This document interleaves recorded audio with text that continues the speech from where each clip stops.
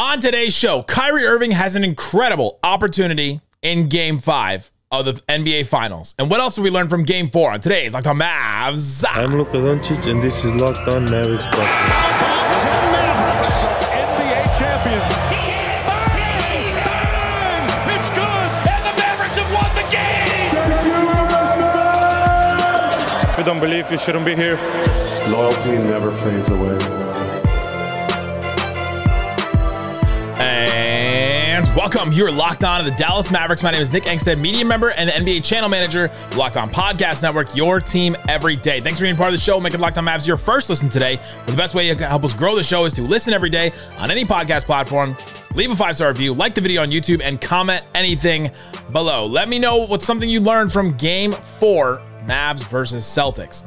This episode is brought to you by PrizePicks, the easiest, most exciting way to play daily fantasy sports. Go to prizepicks.com/LockedOnNBA. Use that code, all lowercase, LockedOnNBA, for first deposit match up to $100. Today, we'll talk about the things that we learned from Game 4. What did we learn about the Celtics? What did we learn about Tim Hardaway Jr.? Jason Kidd said something about him today, but I don't know if that was the lesson. Talk about the Mavs believing themselves. Talk about Dereck Lively. We'll talk about Boston side of it a little bit. We'll talk about Luka, but I kind of want to start here. Kyrie Irving has an incredible opportunity ahead of him in Game 5. Game 1, he comes out, not so great. Game 2, he comes out, not so great. Game 3, really redeemed himself there, showed up in a big way. Mavs couldn't get it done, though. Game 4 does what the Mavs does what's needed. 21 points for him. Good efficiency. Didn't hit his threes. Didn't get to the free throw line. But 21.6 assists. Only had to play 30 minutes. Mavs got it done. Team effort there. Both of Kyrie's good games are at home. And now they're going back to Boston for Game 5. And I think he has this incredible opportunity to rise up. One of my keys for him a little bit later I'll talk about is he's got to get through the noise of the crowd and everything. Now he can prove, now he has the opportunity to prove that he can do it in front of that Boston crowd, in Boston. The Mavs finally helped Kyrie break the streak. It was, 13 games in a row that Kyrie had not beaten the Celtics? Now they'll change it to how many times he's lost in TD Garden. You know, they'll change it up, of course. And so if the Mavs can get a win, if Kyrie Irving can step up, if he can play the way that he played in Game 3 and 4, this is a massive opportunity for Kyrie Irving, who is himself this whole season on this entire redemption, rebranding, refurbishment of his image, whatever you want to call it, whatever side of the Kyrie, fandom you're on, whether you're not in it at all and you don't like Kyrie, or you're a Kyrie stan, you've got Kyrie in your, social media name. Whatever side of that you're on, Kyrie has an opportunity to prove something to you, to prove something to the Mavericks, to prove something to the Celtics, to prove something to himself.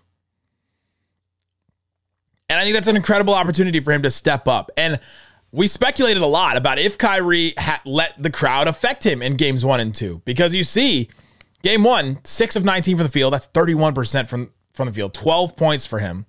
Missed all 5 of his threes. Game 2, 7 of 18 from the field. That's 39%. Scored 16 points. Missed all 3 of his threes.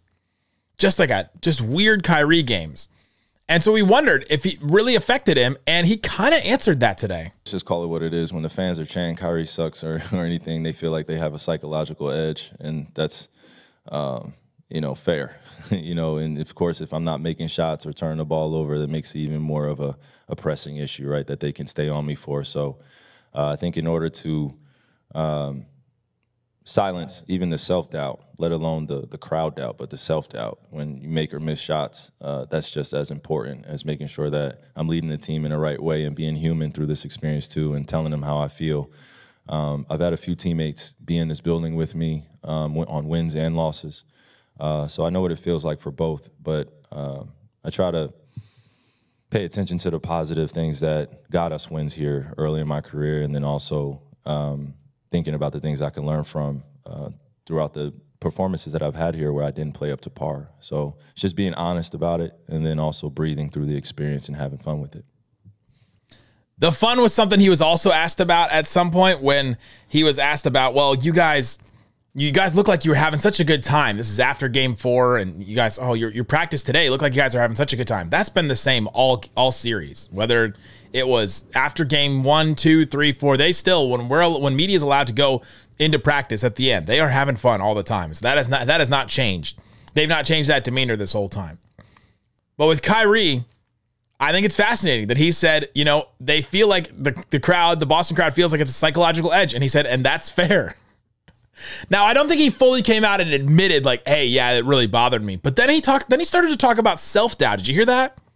He started to talk about, so I think in order to silence even the self-doubt, so like he was starting to doubt himself in some of those games. And you could tell by the way that he was taking shots, the way that he was getting shots that he should be confident in, and they just didn't really look like, you know, the shots that Kyrie normally, like how he would normally take those types of shots. If you listen to the show last week, Tim Legler answered one of my questions on his show, and he said something that I've been thinking and saying this whole time, is it looked like Kyrie was making one extra move, one move too many. That's totally from self-doubt. Oh, I don't know if I can get to this spot. Oh, I don't know if I can get this shot off. Let me make one extra move. Let me make one extra crossover. Let me do one extra jab step. Let me do one extra thing. And then it's like you're out of your flow.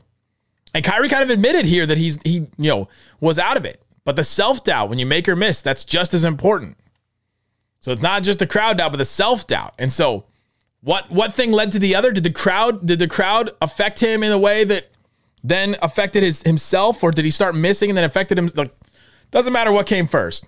But Kyrie now has a massive opportunity in this game, in game 5, to take advantage and to help the Mavericks get a win, to get a win in Boston, which will be massive, to silence that crowd, to silence that self-doubt, and to step up in a really big way. And I'm fascinated to see how he carries that out. If I had to predict, if I had to say, all right, what's Kyrie going to do? I think he comes out aggressive.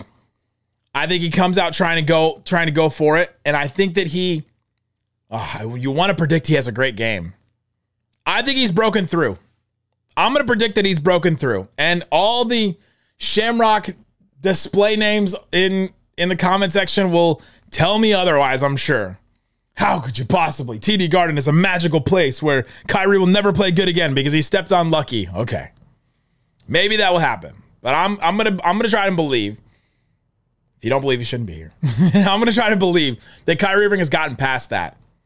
I think he's broken through it. I think he's figured out some things in this series. Now we've got 4 games under his belt, and just as much as we've talked about some of the Mavs role players needing some of that intensity and all that, like, all right, we're in the series now. The Mavs have kind of warmed up through all these series. Their defense kind of warms up. The team is kind of warmed up, and now, all right, we're in this. Kind of a different look from Boston without Porzingis. All right, here we go. I'm going to bet that Kyrie is going to have a better game than he did in 1 and 2. Break through this, take advantage of this awesome opportunity, and push through the noise. That's what I think is going to happen. I'll talk about that a little bit later today on the extra show, the One More Thing, where I talk about the keys to Game 5. Well, let's just keep talking about what we learned from Game 4. Looking back to Game 4, I think we learned that Luka can still bring that level of play. With all the injuries, with the tiredness, with the level, the workload that he's been asked to do, we learned that Luka can still bring that attention. We learned that Luka can stop complaining to the refs all the time. I mean, something as simple as that. Like, it is possible for him to do that, to figure out, all right, I've got to stay focused. I've got to stay driven. I've got to stay in front of my man on defense. Those little things that take Luka from, from a great player to the best player in the NBA.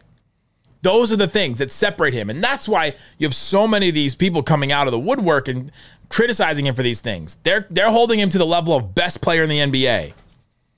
Guy that's dragging his team to an NBA Finals. Guy that's dragging his team to a championship against a really great Boston Celtics team. And if they're keeping him to that standard, he's got to be better at those little things. And he was in Game 4. He was much better in Game 4 at those little things. But we learned that he can still bring that level of play. And I think that's pretty exciting. That he can do that. He can get there. Now, what happens when you go back to Boston? We'll see. Do some of the old habits, do they die hard? Do they come back? Do they live free, die hard? That was a terrible joke.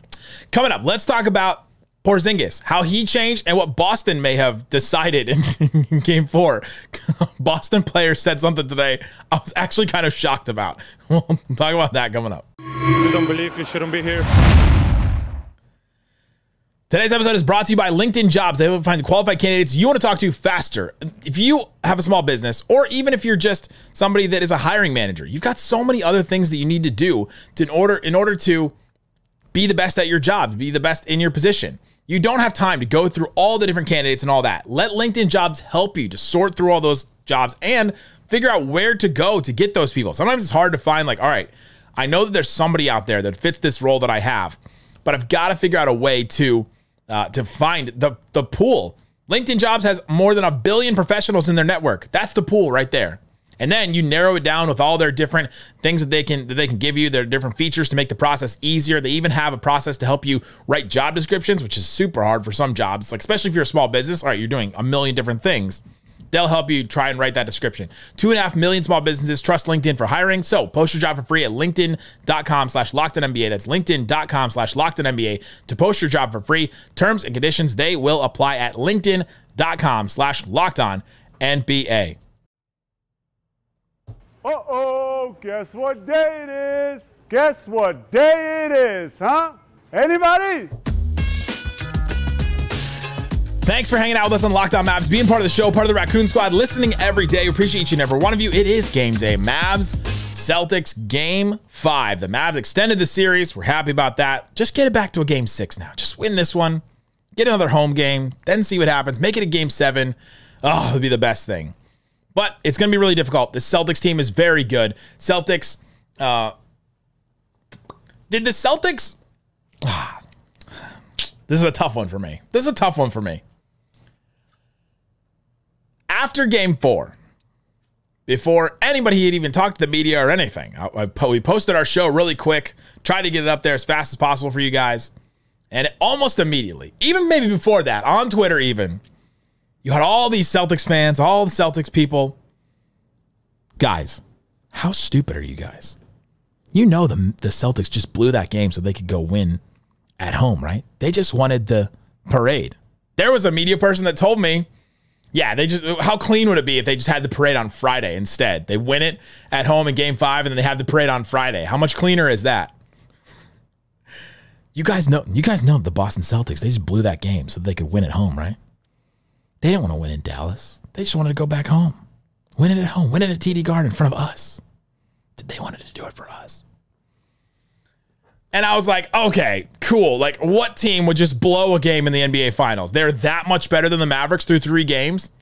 The Mavericks have scored more points than them through 3 games. Mavs are down 5 with 1:15 left in game 2. Down 2 with 1:20 left in game 3. They were that much better than the Mavericks that they could just, we'll just not play this game very hard, and then we'll just go back and we'll absolutely win in game 5. We can do it whenever we want. And I was just blowing that off like, okay, ridiculous. And then I heard this from a Celtics player today. Sam Hauser gets asked a question about game 5. All right, got a game 5 coming up. How are you feeling about it? Is this a must win for you guys? You got to get it done. Sam Hauser says this, ready? Quote, "It would be awesome to get it done. It would be great. If we do lose, it's not like the end of the world. We'd still be up 3-2. But obviously doing it at home would be pretty special." That mentality is a dangerous mentality for a team. And I kind of think that that's the mentality the Celtics had. Hey, if we lose this game, game 4, we're up 3-1. We got up 3-0. Doesn't matter. They can't do that again. Because all of a sudden you do that again and it is 3-2. Then somehow the Mavs go home and they get the role players stepping up again. The crowd's back into it. You're like, all right, we have a chance here. They force a game 7. That's dangerous. It's never happened before. The team's never come back from down 3-0, and it's be tough for the Mavericks to do it in this series. But the fact that Hauser admitted that mentality, even if we don't win game 5, it's not even played yet. Even if we lose, we'll still be up 3-2. That's the mentality you take into it. And I kind of think the Mavericks having this sense of desperation and the Celtics having this mentality that Hauser explained got them the win as big as it was in game 4. Hey, we've got to win this game. And the Celtics going, you know what? Even if we lose this game, I don't think they blew the game. I don't think that they gave up. at the beginning. I think that they gave up at a certain point, which made it 48. I mean, there's no way the team that good gets is down by 48. The Mavs aren't even drilling their threes that much. It wasn't just like some crazy variance game. There's no way that happens without a team kind of like taking their foot off the gas. I admitted that even after the game, that I thought that. But the fact that Hauser's like, even game 5, if we lose, guys, even if we lose game 5, it's kind of wild. Not gonna lie. Not gonna lie, that one's kind of wild. That quote is kind of wild to me. If you're a Celtics fan watching this show, how do you rationalize that comment? Even if we lose game 5, we'll still be up 3-2. How do you rationalize that mentality from your team? Team that's like, all right, life or death, we gotta win this finals. I'm curious. The other thing we learned from game 4 is that Kristaps Porzingis changes a lot for Boston.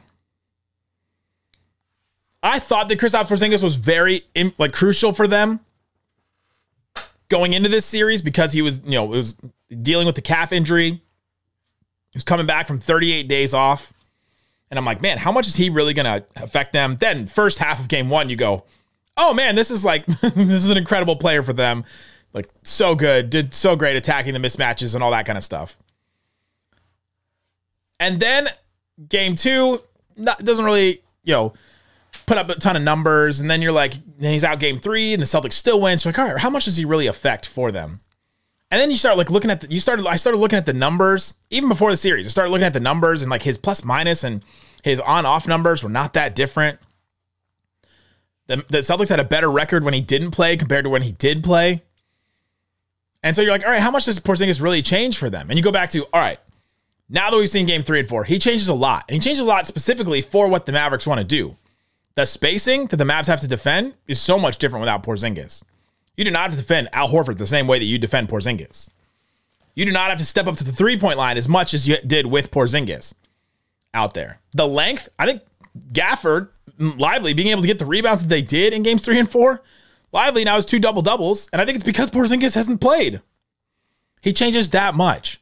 He all of a sudden, there are times in the playoffs when we went, I think Lively's the 3rd most important player on this team. And Porzingis had neutralized him. Now, some of that could be a rookie adjusting to the finals, a rookie playing away, a rookie playing in TD Garden. Sure, those things can be true too. But I do think that the Porzingis not playing and mirroring Lively's minutes had something to do with it. Not having another rim protector, not having a 7-footer out there. The Celtics don't have a 7-footer. If they're not going to play Cornet, if you're not going to play Cornet, you play Tillman and Horford. I think Tatum may be taller than both those guys. It's just different.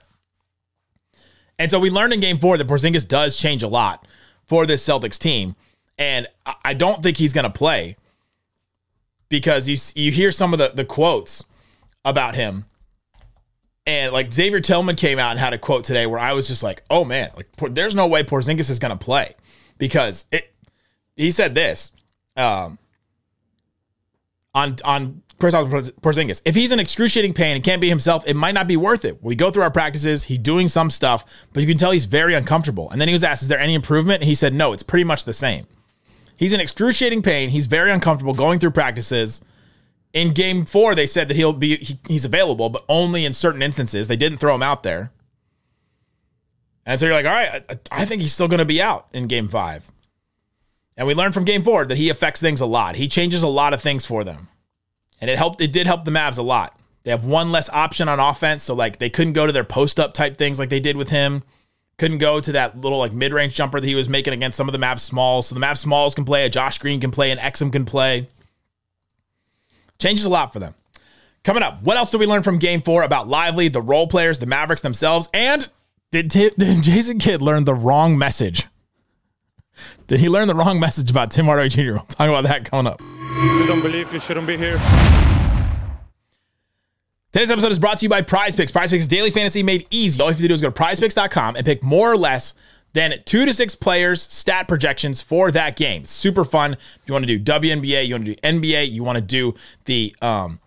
do all kinds of different things like that. Go check out and see what you have on PrizePicks. It changes almost daily. If you want to see what's available, it changes by the hour sometimes because some players will be available, some players won't. Go check it out. You can turn $10 into $1,000 at PrizePicks, and if you go to PrizePicks.com, use that code LOCKEDONNBA, It's all lowercase, Locked On NBA for first deposit match up to $100. See what they have available for you. Let's go. What do they have NBA-wise? Luka, game 5, 32.5 points. Let me go more on that one. I think it'll be a good Luka game. Kyrie, 23.5 points. I'll give you more on that one for sure. Tatum, 27 points. He's due for one. Let me get more on Tatum. Jaylen Brown, 24.5. Give me less on that one. I think he's going to have a hard time dealing with Luka. What do I got? 4 here. Let's do one more. Lively, 8.5 points. Oh, give me more on that one. If I put down $20, I can win $220 on that play. If I just want to put down $5, I can win $55. That's pretty fun. PrizePicks.com/LockedOnNBA for first deposit match up to $100. Shut it down! Let's go home! All right, Isaac, let's get into what else we learned from Game 4 of the NBA Finals, Mavs versus Celtics. The Mavs still believe in themselves. I think this is important. If you don't believe, you shouldn't be here. I think this is important for the Mavericks. Luka was asked, you said that you have to believe until the end when you're down in a series. What's the discussion like in the locker room? Is it something you're trying to get your teammates to grab onto? What's the dynamic like? And he said, yeah, we talk about it. I think the most important thing is to show that we believe. I think we showed in game 4. If not, we wouldn't believe. We probably wouldn't have won that game.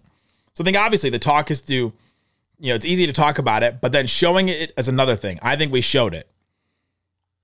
You can talk about how much the Celtics kind of laid down in that game, but the Mavs went out and took that game. If they didn't believe, they would have laid down. And I thought after game 3, it didn't look like this team believed in themselves.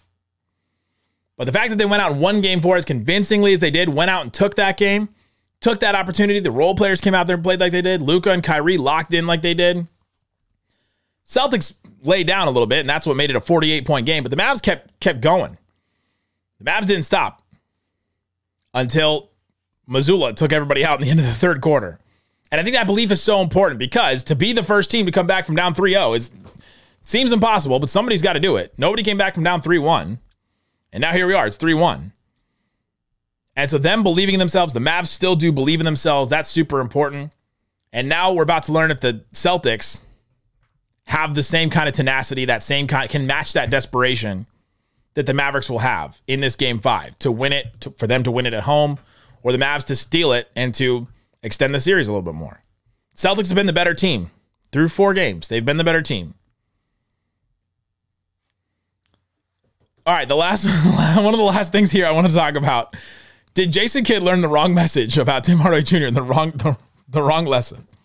So Jason Kidd gets asked about Tim Hardaway Jr. and he said, yeah, he looked like he joined, he looked like he joined a special company. He looked like Ray Allen and Steph Curry.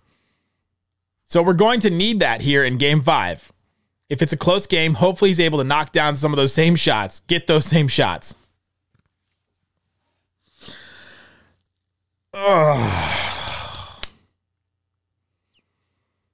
Tim Hardaway Jr. is not the answer for the Mavericks. We've learned this. We know this. We know this. We know that he's not. They've tried him in game 3. He looked absolutely awful, and that was at home. I don't think that what Tim Hardaway brings to this team is the answer. They're not getting those kind of shots that Tim Hardaway is good for. Guys are staying at home. The Celtics defense is predicated on just letting Luka and Kyrie just play one-on-one and everybody else staying home. If everybody else stays home, what's Tim Hardaway doing? He's getting guarded at the three-point line, and then he can't, they can run some stuff for him and try to get him open, but then all of a sudden you're asking Tim Hardaway to hit shots on the move when he's not shot the ball very well. Now, maybe he hit 5 out of 7 shots in game 4, and all of a sudden he feels really good about his shot, and then all of a sudden he comes out and he hits a couple here and there, and would that be great? What if he plays like 10 minutes and hits 3 threes? That would be a big boost for the Mavericks.